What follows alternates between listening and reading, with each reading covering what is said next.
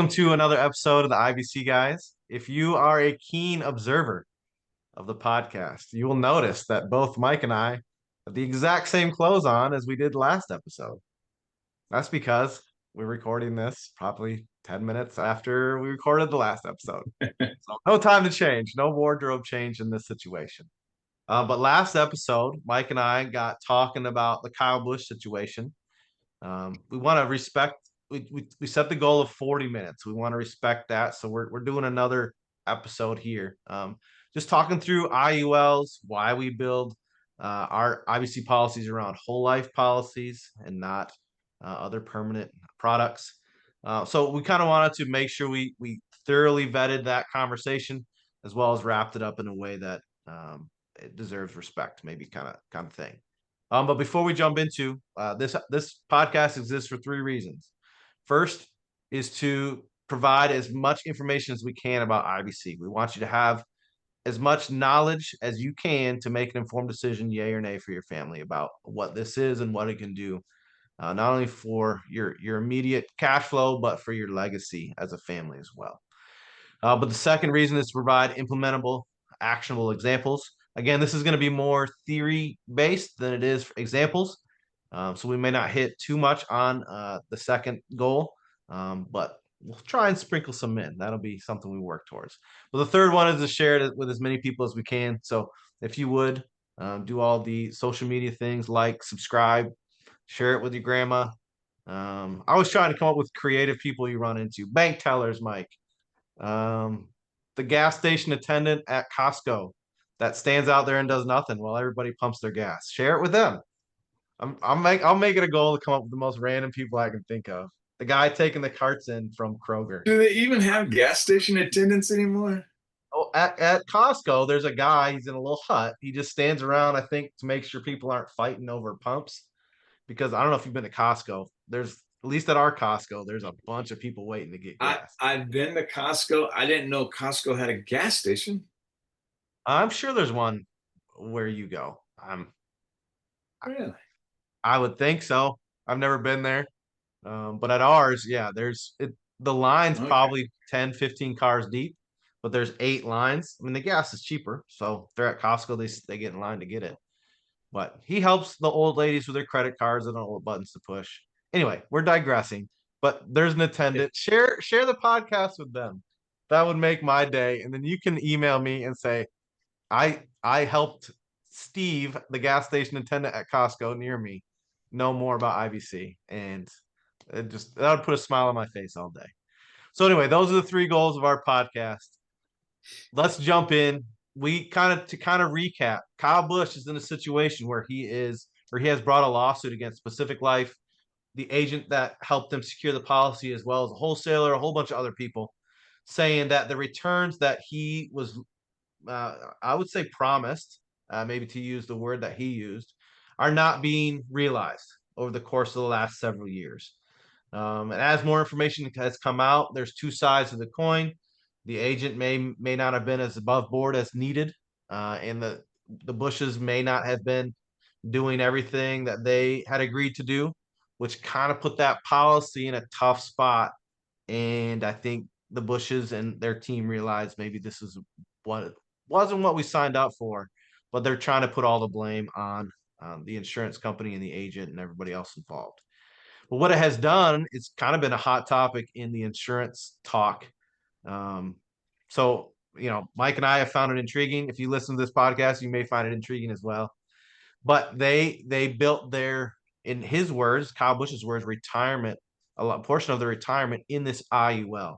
So last episode, we spent talking about what an IUL is, kind of a general overview, and then why, we kind of, and not just Mike and I, but the Nelson Nash and his institute and everybody associated with that uses whole life policies to facilitate the infinite banking concept rather than a different product.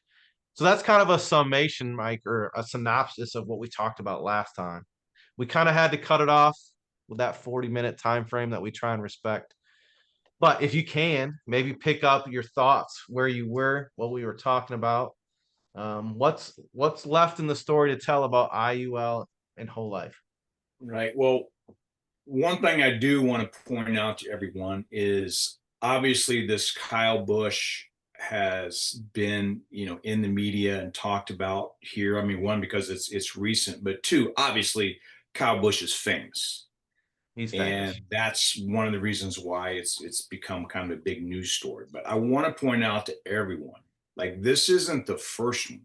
There have been hundreds and hundreds and hundreds of lawsuits against companies regarding ULs and IULs, universal life policies and indexed universal life policies.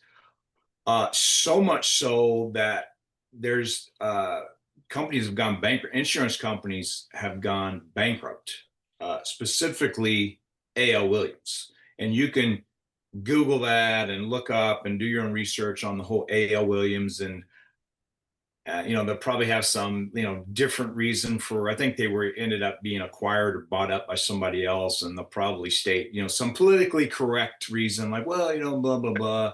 Yeah. But tons and tons of this isn't the first time. There's been hundreds and hundreds and hundreds of lawsuits that clients have won prior to Kyle Busch. And just a little bit, kind of how here's kind of the history of IUL, okay? Or universal life to start with. So prior to, let's go back to like the early 1900s. Let's say prior to World War II, prior to 1945. Okay, people didn't invest in the stock market. There wasn't an app on your phone that you can hop into a mutual fund or buy Apple stock, or obviously Apple stock wasn't even around then. Or just that wasn't a thing. And people that had, and I look back to my grandparents again. I'm probably your great grandparents, but let's just say your ancestors back in the 1930s and 1940s. Okay, they just went through the Great Depression, the stock market crash of 1929, and they were scared to put money in the bank. I know my grandfather, he had all of his money cash in one of those old big milk jugs. I'm talking the milk jugs, them metal ones that are like 3 foot tall. Yeah. How do you That they get it put out? milk in back then. He kept his cash in there because he was scared to put it in the bank, and a lot of people are scared to put it in the bank. The biggest investment, and I think it's the biggest investment aside from land and their farm, because it's probably the only investment, was whole life insurance. Whole life insurance has been around longer than the United States. Okay, it started over in Europe. It was a thing before the United States of America was a thing. Been around forever.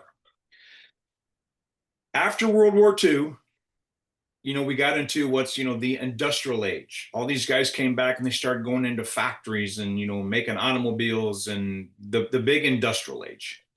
And they wanted to, and then with that, and then, it started pensions, and then they started getting into the stock market and, mutual funds and all these things came about, let's just say, in the 50s, 60s, 70s. I don't know the exact date. Someone's going to listen and probably Google this, and you can put it in the comments like, oh, Mike, you were a decade off. Okay, but it's somewhere around that time frame where people started being able to invest in a mutual fund, invest in the market, invest in Wall Street, pensions were a thing, et cetera, et cetera, et cetera. Life insurance companies then are like, well, wait a minute. We kind of have this boring, slow steady wins the race, right? That's the cliche. Yeah. Steady wins the race. We got this boring 4% annual return guaranteed, but you can go over here and there's a potential you can make 7% and 8% and the 12%, and they're throwing all these crazy returns out there. And some years, you can. Some years you lose money, as we all know. Everyone knows how the stock market works. So insurance companies were trying to compete for market share. People didn't want to invest in life insurance products anymore. They wanted to chase like, wow, I can hop in this mutual fund or whatever. And I believe it was A.L. Williams was the first insurance company to come out and invent, so to speak, a new life insurance product. And the new life insurance product was universal life, where you could actually have life insurance, but still chase after these greater returns, more sexy, more attractive returns, because it's a mutual fund Can we attached say to, sexy on this podcast? Can we say sexy?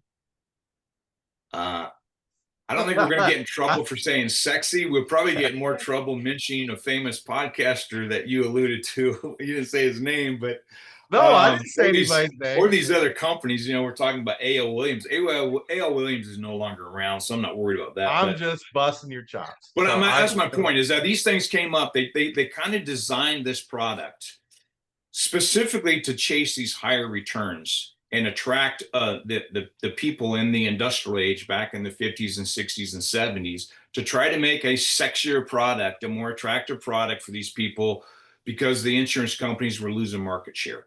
And that started this whole thing. And they were selling it as like, oh, this is going to be, you can make so much more money.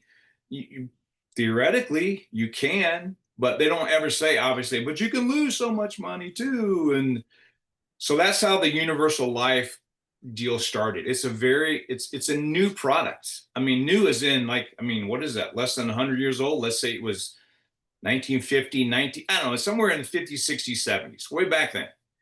okay. And so we're like, what, let's say 75 years in or less, and hundreds and hundreds and hundreds of lawsuits because of all the things that we've already talked about. So Yeah. I just wanted to point that out. Like, oh, this is something that's just, well, this is just one in a million, just Kyle Busch. And, he didn't do what he said he was, didn't put in the premiums, as you said, the scheduled premiums, or the life insurance was a convicted felon. And that's just one example. No, that's one example that everyone knows about because it's Kyle Busch, but there are hundreds and hundreds of other examples of lawsuits of people experiencing the same thing that no one hears about. So I wanted to point that out. But I think your point is well made. When you jump into the IUL world, the number of variables that exist there grows. And for all those variables to do what you hope they do, there's a lot more risk. I mean, that's the word to use there. There's a lot more risk that's involved there. Whereas the whole life policy, there's a lot of set in stone contractual aspects to that, where those are set in stone, and in an IUL those become variables. And I think that's where the volatility of money being made, the diminishment of the guaranteed side, all those factors come into play, because you're basing everything on hypothetical variables rather than contractual guarantees. So I maybe same saying the same thing in a different way is my goal. But what it did do, as you were talking, Mike, is it brought up a question in my mind: is why do you think? I mean, our whole goal is to get the information about IBC out there, and I'm sure you've thought about this question. But how come more people don't know about IBC and whole life policies? So maybe take IBC out of it as the theory.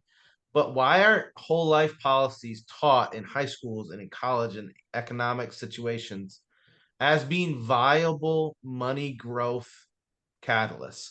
Why is it the stock market? Why is it indexes? And my guess is the control that the money machine has over those things.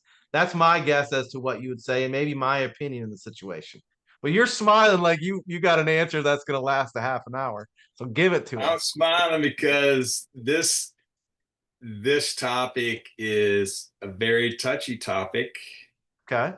Um, So do we want to get and, into it? It was a and genuine. it's a topic that, like, we're going to need more than 2 episodes to cover this one. Okay. But very simple, and we can touch on it very briefly. And you did. It's because, why isn't this taught in schools? Way back in, again, before World War II, it was taught in the schools. The advantages of life insurance and et cetera, whatever. Life insurance companies are privately held. Some now are stock companies or whatever, but the mutual companies obviously are privately held, owned by the policyholders. Okay. When you look at the Federal Reserve, the Federal Reserve is privately held by a few families. It's not a government entity. and I feel like very few people understand that. The Very few Federal Reserve people. is perfectly named. It has nothing to do with the government, though. It's privately owned. Yes. And it's named by design. The Federal Yeah. Reserve is a central bank, and it's actually the third central bank in the United States. There was two prior to that, and they shut them down. That's the whole reason why we came over here and we fought the British. We wanted to get away from that, the control of the whole banking cartel. And they knew, they as in, these families and these, the cartel and some corrupt senators, like, we just can't say this is the United States Central Bank number 3. No one's going to go for it. We have to come up with a creative name. There's a whole book called The Creature from Jekyll Island, written by a man named Griffin.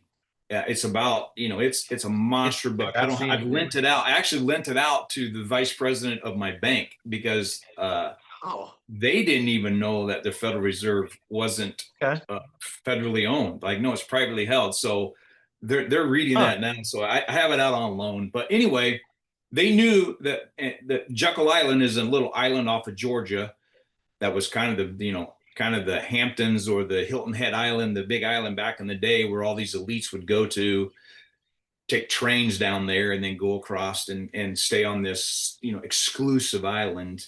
And they met for, like a week, 10 days or something. Like, how can we pull the wool over the American people's eyes? And it was just that. It was like, let's name it something different, not a central bank, but let's name it like Federal Reserve. Federal sounds government, and reserve sounds like we have a lot of money. No, they don't. They don't have any money. They print the money. Mm-hmm. So anyway, that's how that came up. So that's privately held. Wall Street is privately held. All of these privately held entities that control the banking function in the United States aren't controlled by our government. It's by a private family, few families, handful of families. And you control the banking function in a country, you control the country, you control the government, you control the politicians. And that's what's going on. And I mean, want to let everyone know I'm not suicidal. If someone watches this podcast and they, I get whacked for disclosing this information. But yeah, so basically, if you're the Federal Reserve and you're like, hey, we want to make money, but yet these privately held insurance companies are taking all the money, taking all the investment, all the American people's savings. We want it to come to us. So how do we do that? Well, and the whole history of the banking system in the United States. Well, tell me if I'm wrong. Essentially, it's offer better returns and then put controls around how that money can be used. Is that maybe too simple of an answer, but is that a general synopsis of what their goal was? Let's offer better returns, but we're going to put controls over how that money can use. We're going to control it. It's not going to be liquid. Is that a good guess? Yeah, I mean, for sure. Like, look back in the day, whether your great grandparents had money in milk can or had money in a life insurance policy, both of those are liquid. A whole life policy today, if you have $1 million in your whole life policy, cash value, you can have that money in your account in 2 days and go buy a vacation home or do whatever you want with it. That money is liquid. You look at the qualified plans, which, correct, again, they're a government designed plan. You put money in there and they're touting this, oh, well, it's tax deferred and blah, blah, blah. Oh, you're going to pay tax on it. You're just not going to pay tax on it right now. But you can't touch that money until you're 59 and a half without a penalty. So if you have $1 million in a life insurance product, or you have $1 million in a qualified plan, and you want to go buy a lake home for your family, and it's $500,000, you just want to go and pay cash for that bad boy so your family can enjoy that. That's awesome. Well, if you have your $1 million in a life insurance policy, you just go take it out. You'll have it in a couple of days. You have it in a qualified plan earning 7% allegedly, not 4% in a whole life policy. Great. Number one, you got to pay taxes on that 7%. And number two, you can't touch that money. How do you go buy the lake home? Guess what? You go to one of their banks and borrow the money from them and pay them the money back. That is the whole infinite banking concept in a nutshell right there. is they want to tie up your money for your entire life working years, 59 and a half, or, at least, 65, if you figure that retirement in. Now it's more like 70. Well, how are you gonna buy cars and vacations and weddings and homes, and how are you gonna get through life? You got to have money. No problem. Just come on down here to old First National Bank and we'll give you a loan. Yeah. No biggie. No biggie. So yeah, that's a long answer to like why is this not talked about? That's why it's not talked about. And you can go back and say, well, wait, why is I mean, I was around in the 70s. I was young, but like why didn't I hear about this? Whatever. Well, who who's in charge of the media? Who controls the media? Like there's Yeah, some things that that's don't. a deep rabbit hole. I Yeah. know, but and it's I mean, it's all proof. There's opinions and there's facts. I mean, you can say like, oh, well, Mike's opinion is that the Federal Reserve is owned by a handful of families. That's not an opinion. You can go look it up. Yeah. I mean, it's not government owned. Yeah. But anyway. Well, let's recap. You started off this episode by saying Kyle Busch is not the first situation. Like this is nothing new. And then, if I remember, we kind of started talking about the transition from people saving their money. We often say shoebox under the bed, or they put it into whole life policies. And then the transition that existed once these um, financial behemoths started doing stock market, privately held things, banks and things like that. And then my question came in, well, why aren't people taught these things today? And I had a guess. And then we kind of went on to, and you made the point from the onset that this is maybe an entire podcast worth of topic. But to touch on it, it's kind of where we ended. So I want to kind of bring it back to the Kyle Busch situation. We've talked about IULs pretty extensively. Maybe I think it would behoove us to go and talk about what whole life policies do that maybe IULs don't, and why we choose. So we've kind of compared and contrasted the two of them as we've gone along, but maybe state implicitly why we use whole life policies. Why did Nelson Nash identify that as the best? And my guess is he's tried everything. And there's been new things that's come along, and the Institute has picked up his legacy and tried those things. Why is it still a whole life policy that's specifically designed for IBC? Can you take us through that? Because simply it is the best financial vehicle to do so. Again, we do the infinite banking concept. We help people and their families design a cash flow system to benefit them and their children and their grandchildren and create a multi-generational financial legacy. That is the infinite banking concept, the best way to do it. Infinite banking, the IBC concept, has nothing to do with the whole life insurance. Yeah. There's people that actually promote IBC and they do it in these IULs. Yeah, and they do absolutely. it in other things. They do it through, you told me a guy You can wrote hop a book on Instagram and look it buying up, in a Mike. trust or something. There's lots of ways. The concept is you can do the infinite banking concept out of a shoebox or out of a checking account. But time and time again, it's been proven that the best vehicle is a mutual company, a participating, specifically designed whole life policy, period. That's the best one. If there was a better one, I would switch. I mean, all my family and friends and policies and everything are in a whole life policy. So why do we use that? Because it's the best. And there's tons of reasons there. Number one, going back to because it has a guarantee for life. Yeah. Huge. So to use, let's go back to this housing example. I mean, people are like, they think of like, well, this is, this investing money. This isn't an investment. Life insurance is an investment, but it's a guaranteed wealth plan. So let me tell you what I mean by that. I think that's well stated, Mike. Well, those are some good words right there. I like that. So, and I think we've talked about it on the show before, on the podcast. It's a guaranteed wealth plan. So let's say I'm going to put 50 grand a year into a whole life policy, and you're going to put 50 grand a year into a mutual fund. Okay. And then we're going to do this for, let's say we're going to for 20 years. and again, without interest and time value of money and compounding, just simple, at the end of that 20 years, if you put 50K in, you're going to have $1 million, right? Again, if it doesn't grow and, whatever, and I'm not talking life insurance. I'm just talking about if I set aside $50,000 and put it in a shoebox for 20 years, at the end of that 20 years, that shoebox is going to have $1 million, right? 20 times 50,000 is $1 million, right? Yep. And let's say, you're going to do it in a different shoebox or whatever. What life insurance is, as simply as I can explain it, it's a guaranteed plan. You and I sit down and decide, okay, I want to put it in this shoebox and you're going to put it in that shoebox. And we do 50K a year.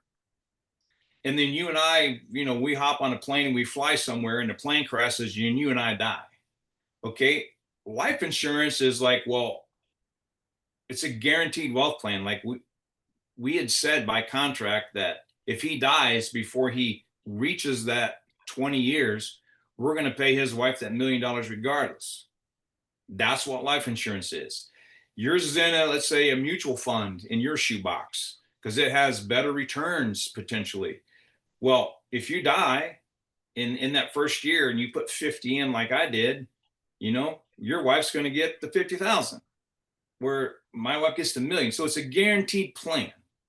So again, as simplistically as I can explain it, that's what the life insurance is. It's not some fancy, kind of secret science of money where you're doing that. There's lots of things that, we can do to make that whole process grow and turbocharge it and how we're designing them with the paid up additions rider and et cetera. So you get into the weeds of that. But in a sense, that's what it is. So now let's look at the whole life policy versus the IUL in that same concept, going back to the house. So I'm investing $50,000 a year into a house. And I say instead of 20 years, let's use 30 years because that's a conventional mortgage. So $50,000 a year mortgage. It's a nice house. Yeah. Well, it's in 30 years, that's 1.5 million, right? That's a Mike Stevens house. That's not a Dave. Yeah, Farmer whatever. house. Okay, so let's just say I want to stick with the 50,000 a year. Okay. Yeah. Let's say I'm putting $50,000 a year in, and I go buy a $1.5 million house. And if I put 50,000 a year in, again, I'm not talking interest and time value of money and all this stuff. Let's just talk simple numbers. 50,000 a year times 30 years. At the end of that 30 years, I will have put in $1.5 million and the house is mine. Well, if you use that from an insurance standpoint, it basically says that, okay, you do this and here's our contract. You do this for 30 years. And at the end of that, that house is yours. But if you die in the first year, we're just going to give that to your wife tax-free. You'll own the house tax-free. Simple as that. That's what it is.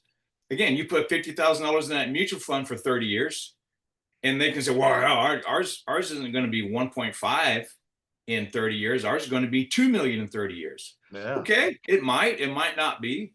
You have to pay tax on that, and all kinds of questions and variables that we could talk about for hours and hours and hours. But if you die in that first year, what is your house? What is your house? What does your wife get? She doesn't get the house. She gets that $50,000, and then she's got to go buy a house trailer because she can't afford the $1.5 million house. I mean, allegedly. Yeah. So anyway, that's kind of that concept. Now, what the IUL does is they say, okay, I'm going to buy this $1.5 million. And I know you can say, well, as a way to, just as an example, $1.5 million house. It's, got a nice acreage. It's got a 2-car garage. It's a nice house, whatever. Okay. 50 grand a year for 30 years. And we're going to give you that house. If you die at any time in the meantime, whether you put in 50 the first year or you've put in 250 after 5 years, if you die unexpectedly, we're going to give that to your wife tax-free. That's the contract, backed up by law. Perfect. And then you say, okay, well, after 30 years, I do that and I put in 1.5 million. Like, I'm guaranteed that house is mine, right? You transfer the deed, you take the lien off, like that house is mine, 100%. Now, let's go to the IUL salesman. that same 1.5 million dollar house. And he's like, whoa, Dave, Mike's selling this 1.5 million. Look, I can sell you this 1.5 million dollar house, but over time, that money grows faster, potentially.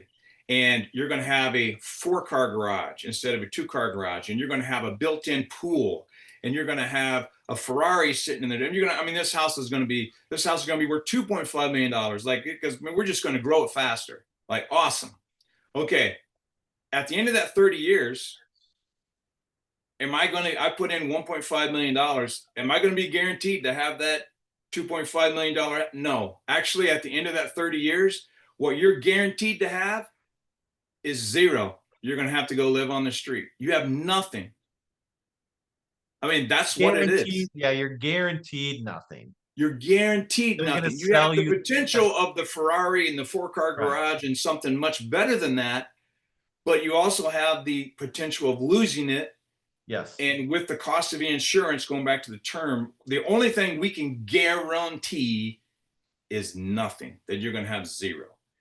And hence lies the issue of the hundreds and hundreds and hundreds of lawsuits where people were promised Ferraris and swimming pools, and using the house example now.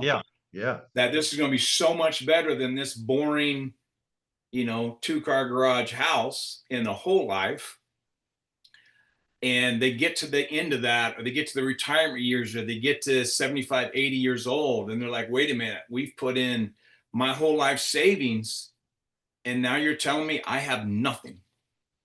And that's the IUL issue. That's the lawsuit issue in a nutshell. So we have 7 minutes left, Mike. So this is the last question we can do. And I'm going to try and answer my own question, then have you either give a rebuttal or add to it or correct it, whatever you need to do. But my question is, why do people then choose IULs versus whole life? So two reasons come to my mind. First is the number one goal in this podcast. They don't know any better. They don't know any better. The second reason is because the agent I don't want to ever disparage an agent, but does the agent have a full breadth of understanding of all the products that exist out there? Or are they strictly trying to sell an IUL because the returns are greater? Neither you nor I do this as our full-time income. We do this because we have a passion for seeing it change people's lives. So this is not a pump up Mike and Dave situation, but the only other reason I can come up with that someone would jump into an IUL is because the agent has convinced them that this is their best opportunity. So one, they didn't know everything. Two, the agent may not know everything, or the agent has ill intention. And I don't ever want to put that on anybody, but it seems like that likely exists out there in the state of our fallen world. So in a quick couple minutes, do you have anything you want to add to that? Say, no, I don't agree with that, Dave. Why do people do IULs instead of whole life? No, I agree. It's the knowledge. I do think sometimes the agents are pushing more of the potential, like here's what could be, here's the upside. They don't really discuss the guaranteed side, because I mean, obviously, if you discuss the guaranteed side and said, hey, even though if you do this, there is a chance after 30, 40 years that you'll have absolutely nothing. I mean, I don't think they spend a lot of time discussing that. It has to legally, it has to be disclosed in the total illustration, but typically those are buried at the way back. And you have to sign off on it. But I mean, who reads that? And we've seen some, you and I have gone through some, and they're like 90 some pages long. Ours are like 12. And I say ours, like, so Dave and I, we're not captive with one company. We can use different companies, and we do use different companies. And every single one of those companies has a universal life product, has an index universal life product, has a variable life product. Every single one of them. It's not like, oh, our company's better. We could set you up today with the companies that we work with an IUL policy for your IBC system. Piece of cake. But we don't, because we don't think it's the best. Yeah. I mean, period. So it's not like our product is better than theirs. We have the same thing. We have those. We just don't do it because we feel it's just the wrong way to go about it. And more importantly, if someone said, I'm going to put X amount into a policy and build me an IBC banking system, a banking policy, the commission is way higher on an IUL. It is. It's We not did a on, comparison the other day. yeah, Yeah, it's it's not on a substantially universal different. life. It is, and I think people like, well, I got to feed my family. I want to make money. And they kind of push them towards the IULs because it's better for the agent. Not, Dave and I both, I mean, we do this because we are passionate about the infinite banking concept, and we want what's best for the client. I set my clients up, and Dave does as well, the exact same way that I've done them for me and my wife and my kids and my family it's just because it's just the best way to do it for the client. So I guess I wanted to make it. That was my guess is how you were going to answer. And I wanted to make sure that was stated implicitly. Um, I would say a part of this podcast is just to kind of show who we are and where our passions lie. And it is to do what we can for the client. And it's very easy to say that on a podcast when we're not sitting in front of somebody. But I also find it very easy to say that when I am actually talking to somebody because it's true. And I know the same is true for you as well, Mike. So if you would give us the opportunity to have a chat, if you've been wondering about this, give us a call. We've seen it change people's lives. And Mike's seen a lot more because he's a lot older than I am. I wanted to throw that in there for you, Mike. I You am. see it change. You see it change a lot more people's lives than I have. But it does. It's changed our life. I'm a walking testament to it. I think Mike would say the same thing. So if you would give us an email, I'm Dave at familybankingsolutions.com. Mike is Mike at familybankingsolutions.com. If I said those emails too quickly, I had someone tell me that the other day. You mumble too much, Dave. Yes, I know. It's all in the show notes. Go down there, look it up. We have a phone number, 507-205-2284. I do want to tell you, Mike, I actually have that memorized at this point. So it took me, 40 some episodes. I did it. And I was so proud of myself. And then as I was ending the episode, I had to look it up because I couldn't remember. So it's keeping me humble.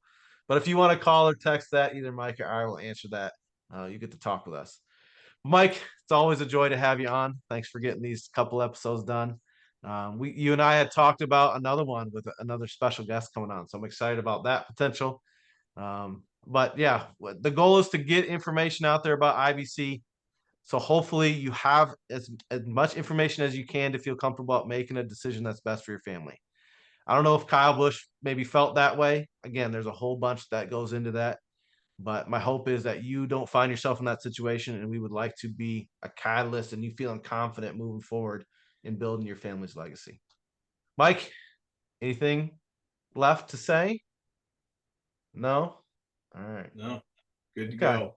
We'll be asking next on the next episode what your new colorway of your Jordans are going to be. So Okay. give people something to look forward to. So, all right. If you're listening, thank you. Appreciate taking time, and we'll catch you on the next episode.